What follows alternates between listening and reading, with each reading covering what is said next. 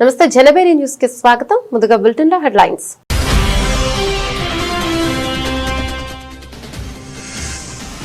Asia cup 2025 ఫైనల్లో పాకిస్తాన్ పై భారత్ ఘన విజయం. 5 వికెట్ల తేడాతో గెలిచి ఛాంపియన్ గా నిలిచిన టీమిండియా.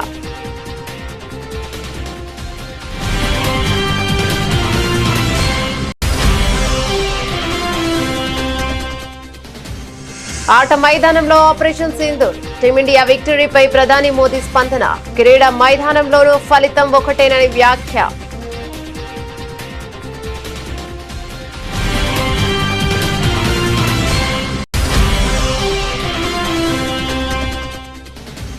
నక్సల్ రహిత భారత్ సదస్సులో అమిత్ షా కీలక వ్యాఖ్యలు.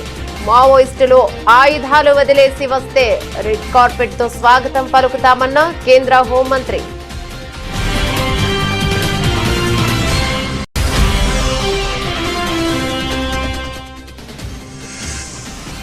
విజయవాడ కనకదుర్గ అమ్మవారిని దర్శించుకున్న డీకే శివకుమార్.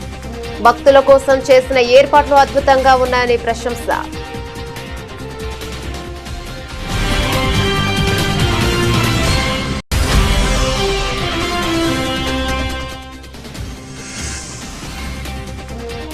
సూర్యకుమార్ యాదవ్ సంచలన నిర్ణయం. తన ఆసియా కప్ ఫీజు మొత్తం ఆర్మీకి విరాళం.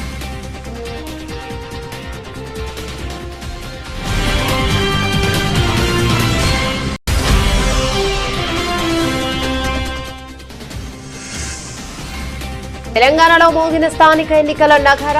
షెడ్యూల్ విడుదల. అక్టోబర్ 9 నుంచి నామినేషన్ల స్వీకరణ ప్రక్రియ ప్రారంభం.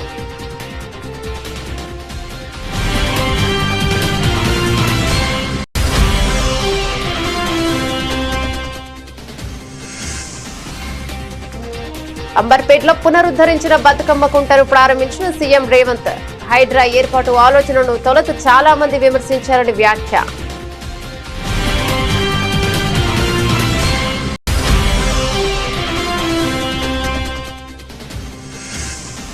కృష్ణా గోదావరి నదుల్లో వరద ప్రవాహాలపై ఏపీ సీఎం చంద్రబాబు సమీక్ష.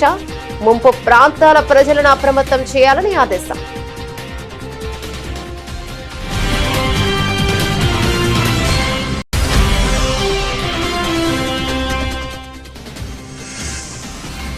స్థానిక సంస్థల ఎన్నికలకు తమ ప్రభుత్వం అన్ని విధాలుగా సిద్ధంగా ఉంది స్పష్టం చేసిన మంత్రి పొన్న ప్రభాకర్.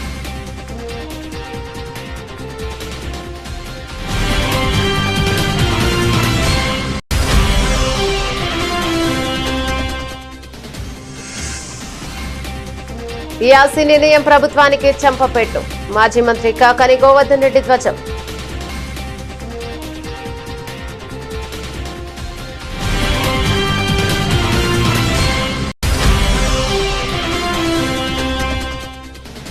పెరుగుతున్న జనాభాకు దృష్ట్యా మెట్రోను విస్తరించాలని మాజీ సీఎం కేసీఆర్ ఆనాడే చెప్పారు.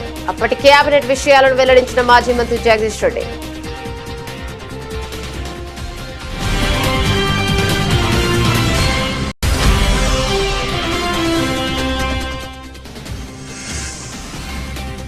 నొప్పిని భరిస్తూ కాంతారా చాప్టర్ 1 ఈవెంట్ కు ఎన్టీఆర్. చిన్ననాటి జ్ఞాపకాలతో భావోద్వేగ ప్రసంగం.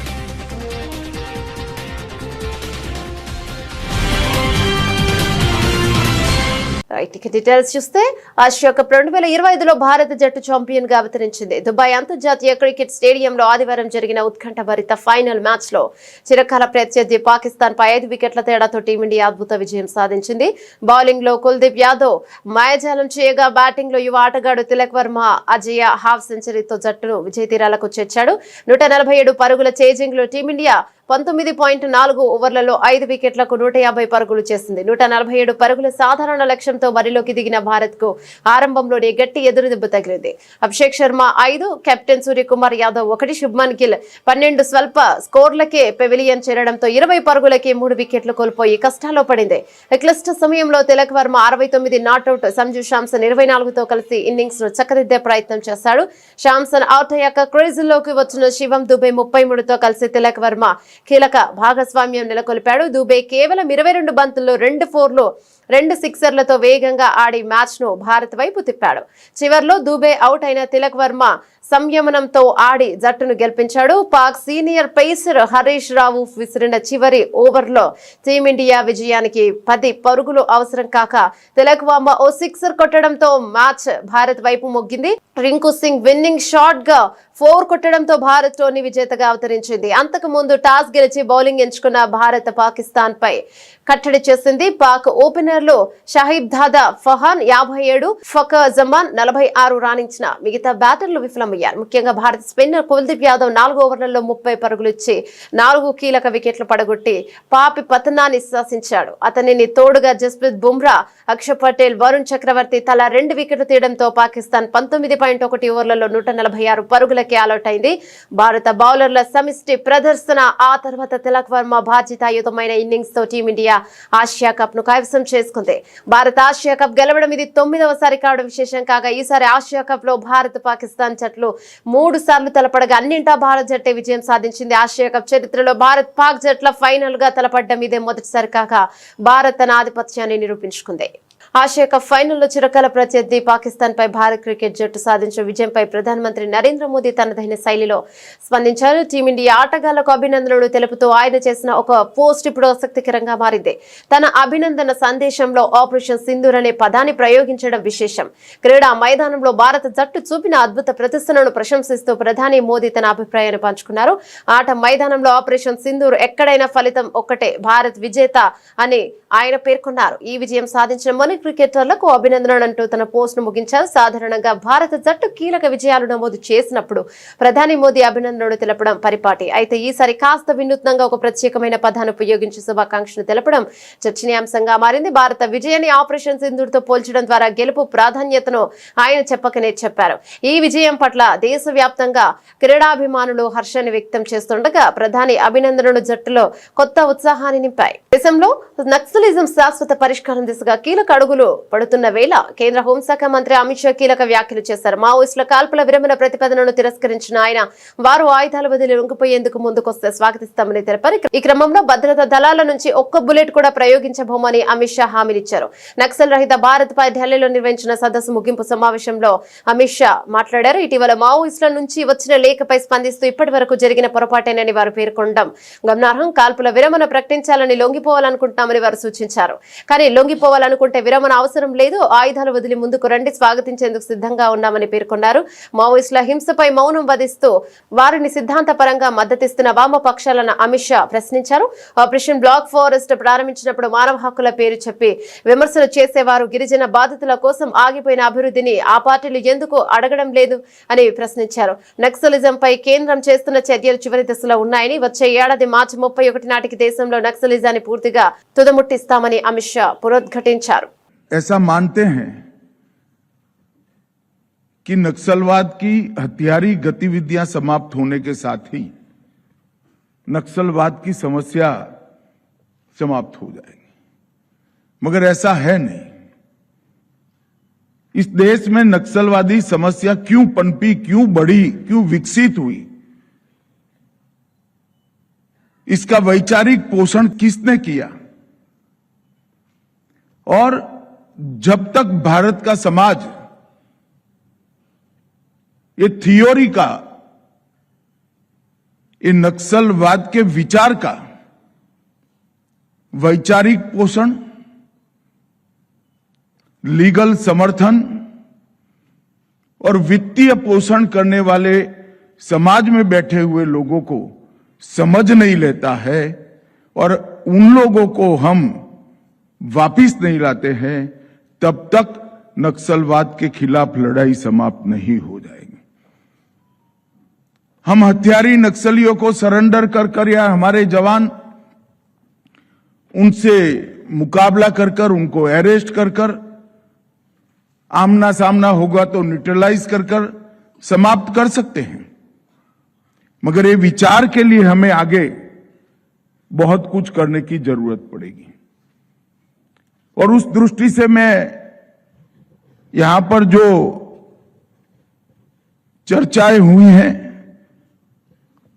उसको समय उचित भी मानता हूं, और बहुत जरूरी भी मानता हूं। దసరా శరన్నవరాత్రి ఉత్సవాలతో విజయవాడ ఇంద్రకీలాది భక్తులతో కిటకిటలాడుతుంది. ఉత్సవాల్లో అత్యంత ముఖ్యమైన మూల నక్షత్రం సందర్భంగా సోమవారం కనకదుర్గమ్మ అమ్మవారు సరస్వతీదేవి అలంకారంలో భక్తులకు దర్శనమిస్తున్నారు. ఈ పవిత్రమైన రోజున అమ్మవారిని దర్శించుకునేందుకు పలువురు రాజకీయ ప్రముఖులు ఆలయానికి తరలివచ్చారు. కర్ణాటక ఉప ముఖ్యమంత్రి డీకే శివకుమార్, ఆంధ్రప్రదేశ్ మంత్రి కొలుసు పాదసారథి అమ్మవారిని దర్శించుకుని ప్రత్యేక పూజలు నిర్వహించారు. ఇక ఈ ఉదయం ఆలయానికి చేరుకున్న కర్ణాటక ఉప ముఖ్యమంత్రి డీకే శివకుమార్ వేద పండితులకు ఆలయ అధికారులు సాంప్రదాయబద్ధంగా స్వాగతం పలికారు. అనంతరం ఆయన అమ్మవారికి ప్రత్యేక పూజలు జరిపారు. దర్శనం తర్వాత మీడియాతో మాట్లాడుతూ దుర్గామాతను దర్శించుకోవడం ఎంతో ఆనందంగా ఉందని తెలిపారు. భక్తుల సౌకర్యార్థం ఆలయ యంత్రాంగం చేసిన ఏర్పాట్లు అన్ని బాగున్నాయని ప్రశంసించారు. ఆలయ ప్రాంగణం మంచి ఆధ్యాత్మిక వాతావరణంతో నిండిపోయిందని ఆయన అన్నారు. ఆసియా కప్ విజయం అందించిన ఆనందం ఒకవైపు, ప్రధానోత్సవంలో ఎదురైన అవమానం మరోవైపు. ఈ రెండింటి నడుమ టీమిండియా కెప్టెన్ సూర్యకుమార్ యాదవ్ తన దాతృత్వంతో దేశ ప్రజల హృదయాలను గెలుచుకున్నాడు. ఈ టోర్నమెంట్ ద్వారా తనకు లభించిన మ్యాచ్ ఫీజు మొత్తాన్ని భారత సైన్యానికి విరాళంగా ప్రకటిస్తున్నట్లు వెల్లడించి ఇక నిజమైన నాయకుడు అనిపించుకున్నారు. ఆసియా కప్ 2025 ఫైనల్లో పాకిస్తాన్ పై భారత్ ఘన విజయం సాధించిన సంగతి తెలిసిందే. బహుమతుల ప్రధానోత్సవంలో పాకిస్తాన్ అంతర్గత వ్యవహారాల మంత్రి, ఏసీసీ అధ్యక్షుడు కూడా అయిన మొహిన్స్ నఖ్వీ చేతుల మీదుగా ట్రోఫీని స్వీకరించేందుకు భారత జట్టు నిరాకరించింది. ఇది తీవ్ర వివాదానికి దారితీసింది. ఈ అవమానకర పరిణామంపై కెప్టెన్ సూర్యకుమార్ యాదవ్ తీవ్రంగా భావోద్వేగభరితంగా స్పందించాడు.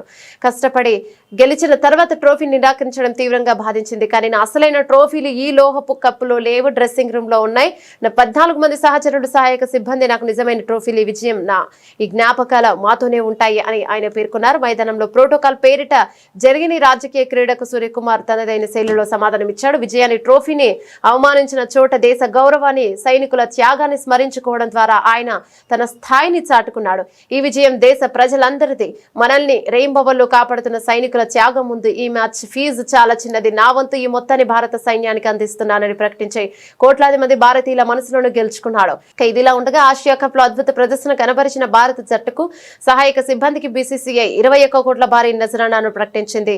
వారిని ఘనంగా అభినందించింది. ట్రోఫీ దక్కకపోయిన కెప్టెన్ చూపిన తెగువ దాతృత్వం కారణంగా టీమిండియా గౌరవం రెట్టింపైందని సర్వత్రా ప్రశంసలు వెలువెత్తుతున్నాయి. But it's like a gesture मेरी तरफ से. पता नहीं ये कंट्रोवर्सी हो सकता है कि नहीं. कंट्रोवर्शियल नहीं है, it's a good thing. I actually personally want to give my match fees of all the games which I have played in this tournament to the Indian Army. తెలంగాణలో పల్లె పొరుగు రంగం సిద్ధమైంది. ఎప్పుడెప్పుడా అని ఎదురు చూస్తున్న స్థానిక సంస్థల ఎన్నికల షెడ్యూల్ రాష్ట్ర ఎన్నికల సంఘం ఎస్ఈసి ప్రకటించింది. దీంతో రాష్ట్ర వ్యాప్తంగా వెంటనే ఎన్నికలు కూడా అమల్లోకి వచ్చినట్లు వెల్లడించింది. మొత్తం 5 దశల్లో ఎన్నికల ప్రక్రియను పూర్తి చేయనున్నట్లుగా రాష్ట్ర ఎన్నికల కమిషనర్ రాణి కుముదిని స్పష్టం చేశారు. సోమవారం ఏర్పాటు చేసిన మీడియా సమావేశంలో రాణి కుముదిని ఎన్నికల వివరాలను వెల్లడించారు. ముందుగా ఎంపీటీసీ, జడ్పీటీసీ స్థానాలకు, తర్వాత సర్పంచ్ స్థానాలకు ఎన్నికలు జరుగుతాయని తెలిపారు. అక్టోబర్ 9వ తేదీ నుంచి నామినేషన్ల స్వీకరణ ప్రక్రియ ప్రారంభమవుతుందని చెప్పారు. ఎంపీటీసీ, జడ్పీటీసీ ఎన్నికలను 2 దశల్లో నిర్వహిస్తామని, అక్టోబర్ 23న తొలి విడత, అక్టోబర్ 27న రెండో విడత పోలింగ్ ఉంటుందని వివరించారు. సర్పంచ్ ఎన్నికలను 3 దశల్లో నిర్వహించనున్నట్టు ఆమె పేర్కొన్నారు. తొలి విడత సర్పంచ్ ఎన్నికలకు అక్టోబర్ 15న నోటిఫికేషన్ విడుదల చేసి అక్టోబర్ 31న పోలింగ్ జరుపుతామన్నారు. రెండో విడతకు అక్టోబర్ 21 నుంచి నామినేషన్లు స్వీకరించి నవంబర్ 4న పోలింగ్ నిర్వహిస్తామని తెలిపారు.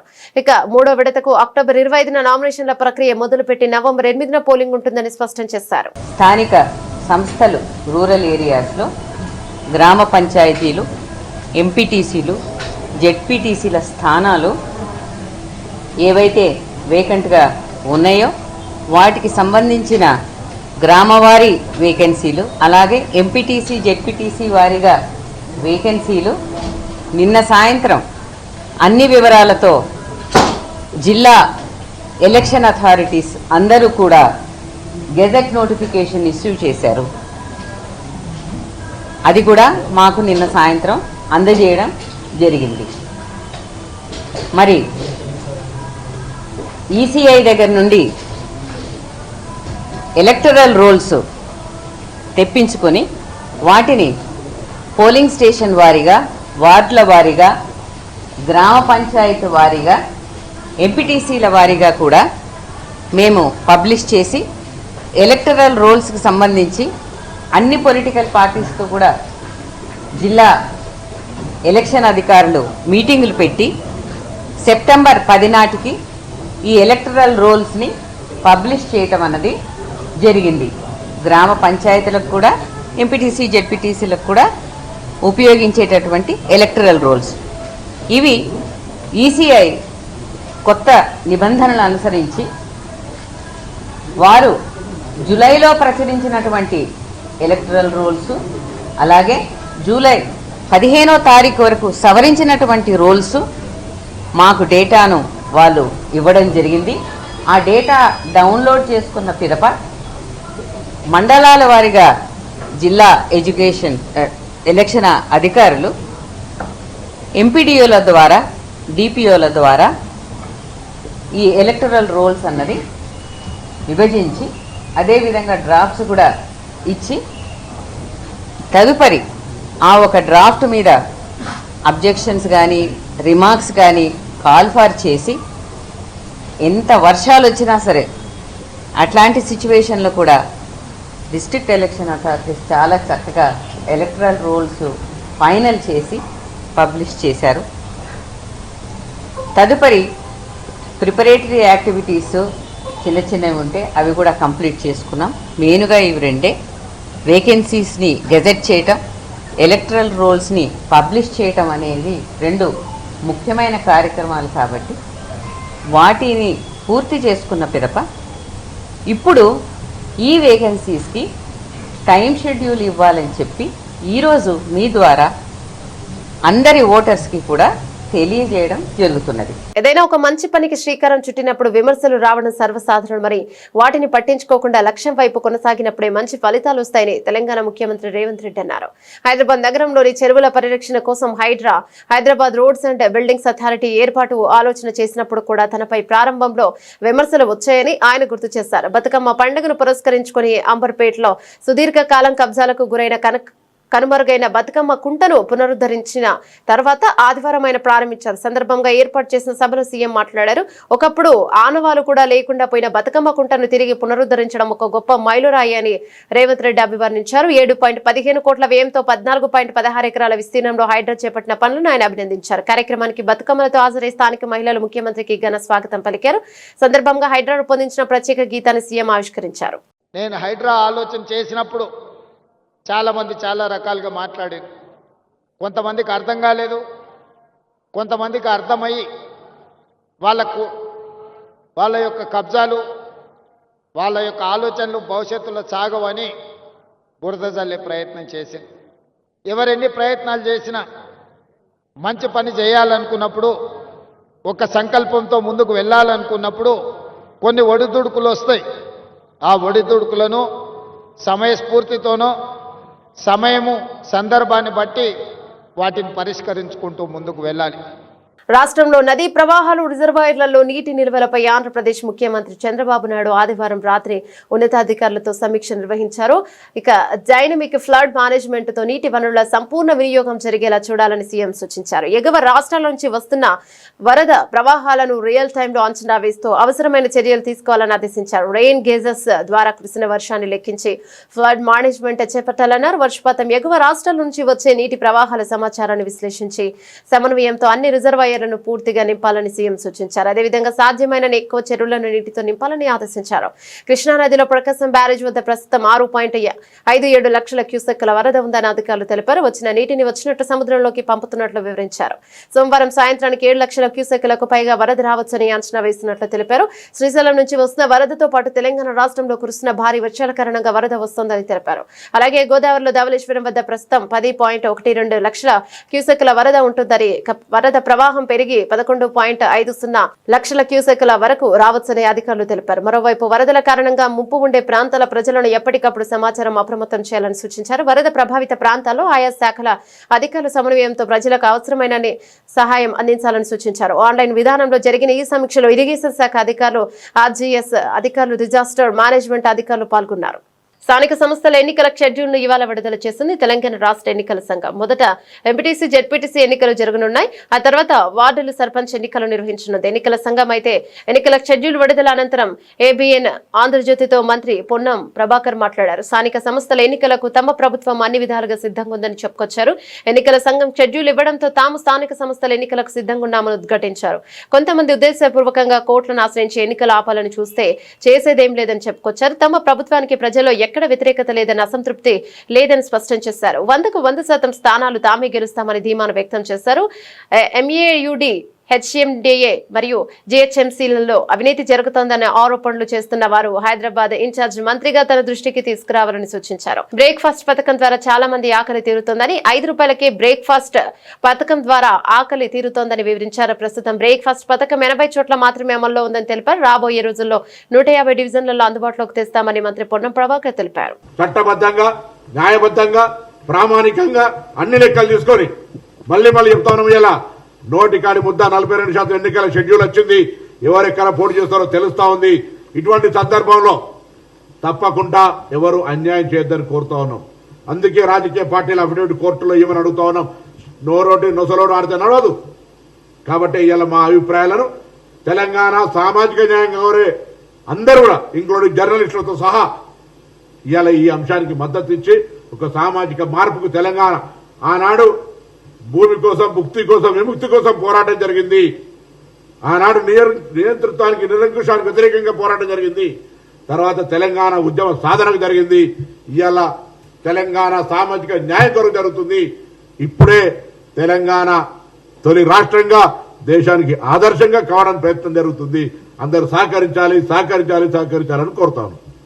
తన అనుమతి లేకుండా విద్యుత్ ఛార్జీల పేరుతో ప్రజలపై భారం మోపేందుకు ప్రభుత్వానికి ఏపీఈఆర్సీ తలంటితే సిగ్గుపడాల్సింది పోయి ట్రూ డౌన్ పేరుతో విద్యుత్ ఛార్జీలను తగ్గిస్తున్నట్లుగా ఎల్లో మీడియా ద్వారా చంద్రబాబు ప్రచారం చేసుకోవడం ఆయన దివాలా కోరుతనంకు నిదర్శనమని వైఎస్ఆర్ కాంగ్రెస్ పార్టీ నెల్లూరు జిల్లా అధ్యక్షుడు మాజీ మంత్రి కాకాని గోవర్ధన్ రెడ్డి ఆగ్రహాన్ని వ్యక్తం చేశారు. ట్రూ డౌన్ వల్ల వినియోగదారులకు వెనక్కివాల్సిన ₹923.55 కోట్లను తాను ఎంతో ఉదారంగా తగ్గిస్తున్నట్లు చెప్పుకోవడానికి సిగ్గులేదా అని ప్రశ్నించారు. నెల్లూరులోని పార్టీ జిల్లా కార్యాలయంలో మీడియాతో మాట్లాడుతూ అధికారంలోకి వస్తే విద్యుత్ ఛార్జీలను తగ్గిస్తానని ఎన్నికల్లో హామీ ఇచ్చిందే కాకుండా సీఎం అయ్యే ఏడాదిలోనే ప్రజలపై చంద్రబాబు 19,000 కోట్ల విద్యుత్ భారం మోపాడని ధ్వజమెత్తారు. నిద్ర లేచింది మొదలు అబద్దాలు చెప్పడం అలవాటుగా మార్చుకున్న చంద్రబాబు ఇళ్ల నిర్మాణం గురించి అసెంబ్లీలో పచ్చి అబద్దాలు మాట్లాడారని, వైఎస్ఆర్సీపీ హయాంలో నిర్మించిన ఇళ్లను కూడా తానే కట్టినట్టు ప్రచారం చేసుకోవడం సిగ్గుచేటని కాకాని మండిపడ్డారు. 16 నెలల్లో పేదవాడికి 1 సెంటు ఇంటి స్థలం ఇవ్వలేని చంద్రబాబు ఏకంగా 3 లక్షల ఇళ్లు పూర్తి చేస్తానని ఎలా చెప్తున్నారని ప్రశ్నించారు. 19,000 కోట్ల రూపాయలు వీరబాదుడు బాది ఎలక్ట్రిసిటీ రెగ్యులేటరీ కమిషన్ మీరు చేసింది తప్పు అని మొట్టికాయలు వేసి చెంపదెబ్బ కొట్టి మీరు ప్రజల దగ్గర అధికంగా వసూలు చేసినటువంటి మొత్తాన్ని వెనక్కి ఇవ్వండి అని అంటే దానిని చంద్రబాబు నాయుడు తన ఘనతగా చెప్పుకోవడం, కొన్ని ఎల్లో మీడియాకి సంబంధించినటువంటి చంద్రబాబు నాయుడు అనుకూల మీడియా ఏ రోజు లేనటువంటి విధంగా చరిత్రలో ఈరోజు చంద్రబాబు నాయుడు గారు ఇది ప్రజలకి భారం తగ్గించాడు అని చెప్పి మాట్లాడడం అనేటువంటిది, ఆయన ఘనతగా ఈరోజు మాట్లాడడం అనేటువంటిది దౌర్భాగ్యపు ఎల్లో మీడియాలో ఏమి మాట్లాడాలో కూడా తెలియనటువంటి పరిస్థితి. ఈ మాట ఎందుకు చెప్తున్నామంటే వాస్తవాలు తెలియాల్సినటువంటి పరిస్థితి. దాదాపుగా ఈరోజు లెక్క కడితే విద్యుత్ ఛార్జీల విషయంలో చంద్రబాబు ప్రభుత్వానికి ఎలక్ట్రిసిటీ రెగ్యులేటరీ కమిషన్ మొట్టికాయలు వేసి 923,55 కోట్ల ప్రజల నుంచి మీరు ఏదైతే అధికంగా వసూలు చేశారో, చేయకుండా పరిమితిని మించి ఎటువంటి ఆమోదం లేకుండా అన్యాయంగా అక్రమంగా ప్రజల నుంచి మీరు వసూలు చేసినటువంటి మొత్తం 923,55 కోట్ల నవంబరు 1 సంవత్సర కాలంలో దీన్ని సర్దుబాటు చేయండి అని చెప్పి ఆదేశాలు ఇస్తే, నవంబర్ నుంచి దాన్ని సర్దుబాటు చేయడానికి ఈరోజు చర్యలను ఉపక్రమించండి అని చెప్పి ఆదేశిస్తే ఎలక్ట్రిసిటీ రెగ్యులేటరీ కమిషన్ దాని ప్రకారం ఈరోజు తగ్గించి ఈరోజు దానికి సంబంధించినటువంటి దాంట్లో ఏదో ఊరట కలిగించినట్టుగా మాట్లాడడం అనేటువంటిది దురదృష్టకరమైనటువంటి విషయం. ఎందుకు చెప్తున్నామంటే మీరు చెప్పాల్సింది ప్రజల దగ్గర అక్రమంగా వసూలు చేసినటువంటి మొత్తం. పెరుగుతున్న జనాభాకు ఇంకో 50 సంవత్సరాలకు సరిపోయే పద్ధతిలో మెట్రోను 3 ఫేజ్లో విస్తరించాలని మాజీ సీఎం కేసీఆర్ ఆనాడు చెప్పారని మాజీ మంత్రి ఎమ్మెల్యే జగదీష్ రెడ్డి గుర్తు చేశారు. ఈ విషయమైన ఆయన మాట్లాడుతూ దీనిపై ఇప్పటికీ కేబినెట్ సమావేశంలో చర్చ చేసి మంత్రుల అభిప్రాయాలను తీసుకుని అవసరమున్న చోట్ల మెట్రో విస్తరణ చేయడానికి ప్రణాళికలు చేశారన్నారు. 3 ఫేజ్లో హైదరాబాద్ లోని అన్ని ప్రాంతాల ప్రజలకు అనువుగా ఉండేటట్టు శంషాబాద్ ఎయిర్పోర్ట్ కు కలుపుతూ మెట్రోను కట్టాలని కేసీఆర్ ప్రణాళికలు చేశారని జగదీష్ రెడ్డి చెప్పుకొచ్చారు. కేసీఆర్ గారు మెట్రోను 3 ఫేజ్లలో ఎట్లా చేసుకుంటూ పోవాలి, పెరుగుతున్న జనాభా అవసరాలకి ఇంకా 50 సంవత్సరాల అవసరాలకు సరిపోయే పద్ధతుల్లో ఏ రకంగా దాన్ని పెంచుకుంటూ పోవాలి, విస్తరించుకుంటూ పోవాలి అనే దానికి ఒక శాస్త్రీయమైన సర్వే చేయించి మెట్రో విస్తరణను కూడా చెప్పి చాలా స్పష్టంగా క్యాబినెట్లో చర్చ చేసి మంత్రుల సలహాలు సూచనలు కూడా తీసుకొని ఇంకా కొన్ని చోట్ల ఏదైనా మిస్ అయింది, ఇగో ఇది అవసరం ఉంది అని అనుకున్న చోట పెంచి నిజంగా అక్కడ అంత అవసరం ఉందా లేదా మంత్రులు ఎమ్మెల్యేలు అడిగినంత మాత్రాన మనం ఇవ్వద్దు. అక్కడ అవసరం ఉందా లేదా, అంతమంది ఆదాయం వస్తుందా లేదా, అది నడవడానికి సరిపోయే పద్ధతుల్లో చూసి మాత్రమే చేయాలి అని చెప్పి స్పష్టంగా చెప్పారు. ఆ ప్రాంతాలు కూడా ఎక్కడెక్కడ కేసీఆర్ గారు ప్రతిపాదించారనేది. సరే, మనం మొదటిది ఫేజ్ 1 69 కిలోమీటర్లు మియాపూర్ నుంచి LB Nagar, Jubilee bus station నుంచి ఎంజీబీఎస్ ఫలక్నుమాకి, నాగోలు రాయదుర్గు. ఇవి మొదటి ఫేజ్లో వాళ్ళు ప్రారంభం చేసిపోయిన 30% పనిచేసిన కేసీఆర్ గారు రాగానే 2 ఏళ్లలోనే దాని వెంటబడి మిగతా 70% పూర్తి చేసి వాళ్ళ సేవలు అందిస్తూ ఉన్నాయి. ఫేజ్ 2లో కూడా రాయదుర్గు నుంచి శంషాబాద్ ఎయిర్పోర్ట్కి, బీహెచ్ఏఎల్ నుంచి లక్డికాపూల్కి 26 కిలోమీటర్లు, నాగోల్ నుంచి ఎల్బీ నగరు ఆ లింక్ ఏదైతుందో 5 కిలోమీటర్లు, ఎంజీబీఎస్ ఫలక్నుమా 5.5 కిలోమీటర్లు. ఇది సెకండ్ ఫేజ్లో ప్రతిపాదన పెట్టి దానికి పూర్తి స్థాయిలో పనులు మొదలుపెట్టే ప్రక్రియలో ప్రారంభం చేశారు. అదేవిధంగా థర్డ్ ఫేజ్లో బీహెచ్ఎల్ నుంచి పటాన్ చెరు, ఇస్నాపూర్ ఓఆర్ఆర్ వరకు 13 కిలోమీటర్లు, ఎల్బీ నగర్ నుంచి పెదంబర్పేట 13 కిలోమీటర్లు, 8 స్టేషన్లు ఎల్బీ నగర్ నుంచి పెదంబర్పేటకి, శంషాబాద్ నేషనల్ హైవే మెట్రో నుంచి కొత్తూరు, షాద్నగర్ వరకు 28 కిలోమీటర్లు.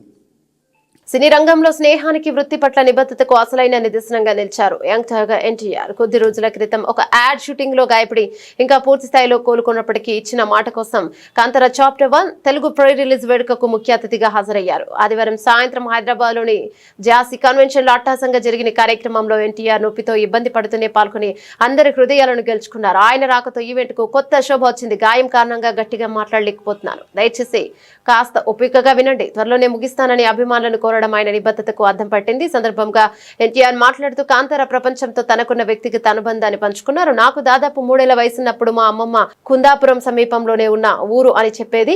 అక్కడి దైవాలైన గులిగా, పంజుర్లి గురించి ఎన్నో కథలు చెప్పేది. అవన్నీ వింటున్నప్పుడు ఇలా నిజంగా జరుగుతుందా అని నాకు ఎన్నో సందేహాలు వచ్చేవి. కథలంటే నాకు చాలా ఇష్టం అంటూ తన బాల్య స్మృతులను నెమరు వేసుకున్నారు. నాకు తెలిసి నా వయసు బహుశా 3 ఏళ్ళు 4 ఏళ్ళు అయి ఉంటుంది.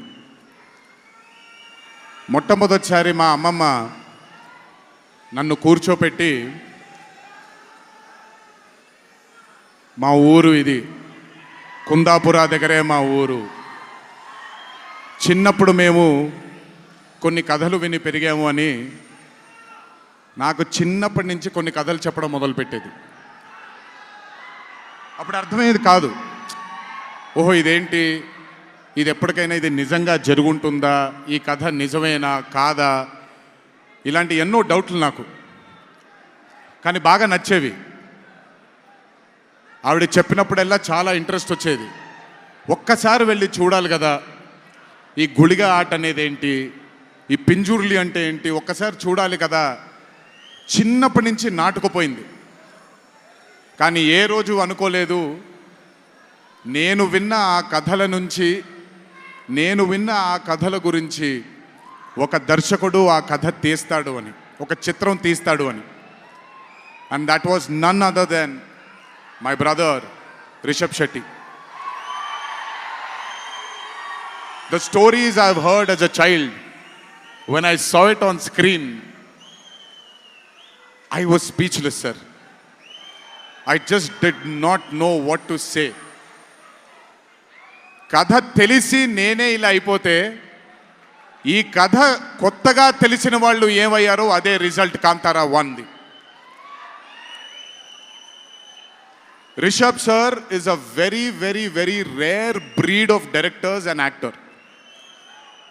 I've always had this, అంటే ఈయనలో డైరెక్టర్ ఓవర్ పవర్ చేస్తాడా, డామినేట్ చేస్తాడా, యాక్టర్ డామినేట్ చేస్తాడా అని. బట్ రిషబ్ సార్లో డామినేట్ చేసేది కేవలం ఒక డైరెక్టర్ యాక్టర్ కాదు, 24 క్రాఫ్ట్స్లో ఉండే ప్రతి department he dominates every department of all the 24 crafts.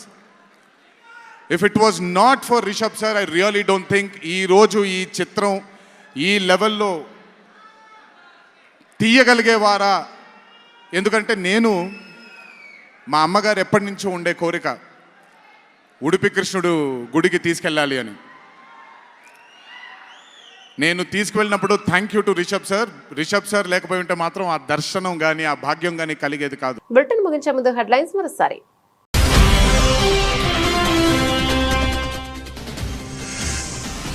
Asia cup 2025 ఫైనల్లో పాకిస్తాన్ పై భారత్ ఘన విజయం. 5 వికెట్ల తేడాతో గెలిచి ఛాంపియన్ గా నిలిచిన టీమిండియా.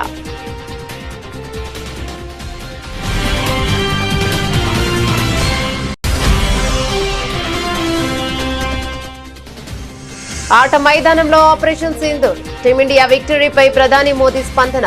క్రీడా మైదానంలోనూ ఫలితం ఒకటేనని వ్యాఖ్య.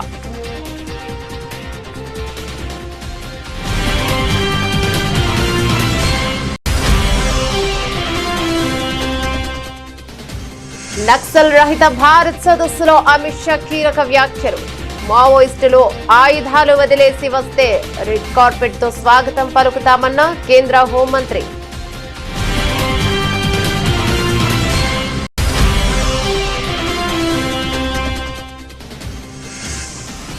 విజయవాడ కనకదుర్గ అమ్మవారిని దర్శించుకున్న డీకే శివకుమార్.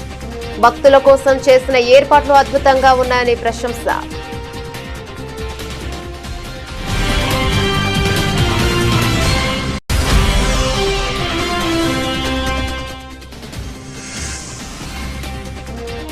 సూర్యకుమార్ యాదవ్ సంచలన నిర్ణయం. తన ఆసియా కప్ ఫీజు మొత్తం ఆర్మీకి విరాళం.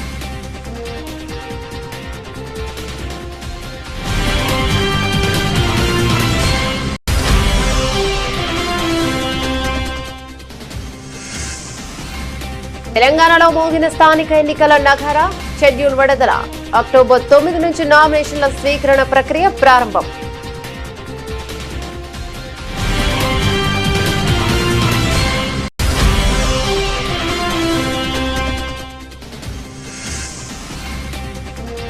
అంబర్పేటలో పునరుద్ధరించిన బతుకమ్మ కుంటను ప్రారంభించిన సీఎం రేవంత్. హైడ్రా ఏర్పాటు ఆలోచనను తొలుత చాలా మంది విమర్శించారని వ్యాఖ్య.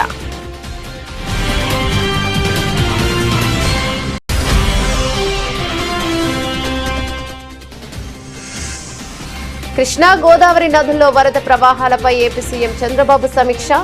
ముంపు ప్రాంతాల ప్రజలను అప్రమత్తం చేయాలని ఆదేశం.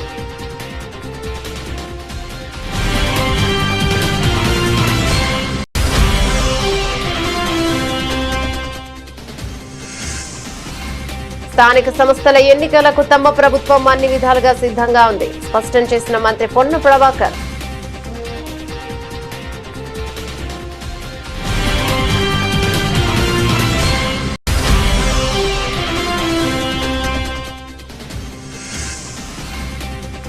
ఈఆర్సీ నిర్ణయం ప్రభుత్వానికి చెంపపెట్టు.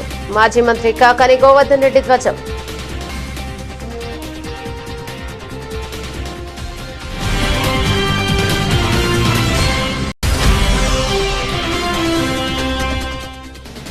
పెరుగుతున్న జనాభాకు దృష్ట్యా మెట్రోను విస్తరించాలని మాజీ సీఎం కేసీఆర్ ఆనాడే చెప్పారు. అప్పటి కేబినెట్ విషయాలను వెల్లడించిన మాజీ మంత్రి జగదీష్ రెడ్డి.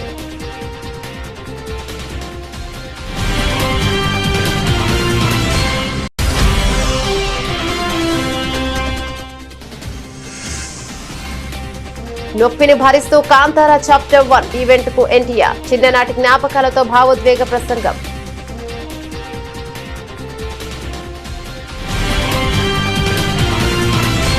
ఇవి బులెటిన్ డీటెయిల్స్. మరో బులెటిన్ లో మళ్ళీ కలుద్దాం. అంతవరకు సెలవు. నమస్తే.